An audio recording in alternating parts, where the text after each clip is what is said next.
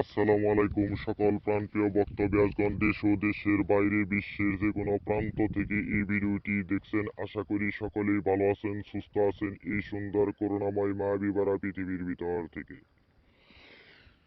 আমি তান্ত্রিক গুরু লোকমান আপনাদের মাঝে আজ একটি বশীকরণের নস্কা নিয়ে হাজির করেছি। আজকের এই বশীকরণের নস্কাটি অত্যন্ত শক্তিশালী নস্কা। আজকের যে বশীকরণের নস্কাটি নিয়ে হাজির করেছি, এই নস্কাটি হলো ভালোবাসার তদবির। আপনি যদি কোনো মেয়ে বা কোনো ছেলেকে যদি আপনার প্রেমে আবদ্ধ করতে চান, আপনার প্রেমে মুক্ত করতে চান, আপনার প্রেমে কুত্তা পাগল করতে চান, করতে পারবেন মাত্র 1 মিনিটের ভিতর।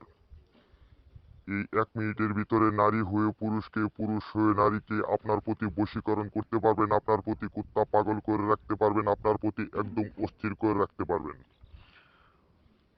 অনেক মা ও বোনেরা এবং কি অনেক ভাই ও বন্ধুরা অনেক জায়গায় সম্পর্ক করে রেখেছেন, অনেক জায়গায় প্রেম ভালোবাসায় লিপ্ত হয়েছেন। আপনি যেটুকু ভালোবাসেছেন সেটুকু ভালোবাসা আপনি পান নাই।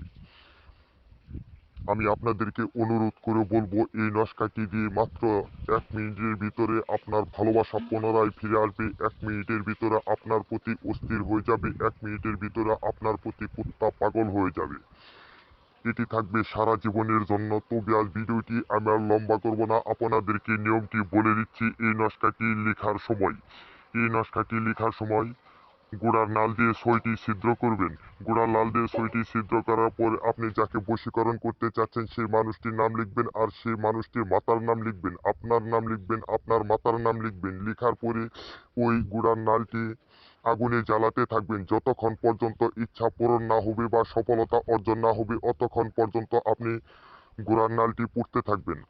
সফল হওয়ার পর আপনি গোড়ার নালটি জ্বালানো বাদ দিতে হবে। এই জ্বালানো বাদ দেওয়ার পরে আপনার যখন সে বশীকরণ হয়ে যাবে, এটি আজীবনের জন্য আপনার প্রতি আসক্ত হয়ে থাকবে, আজীবনের জন্য আপনার প্রতি বাধ্য হয়ে থাকবে, আজীবনের জন্য আপনার প্রতি কুত্তা পাগল হয়ে থাকবে।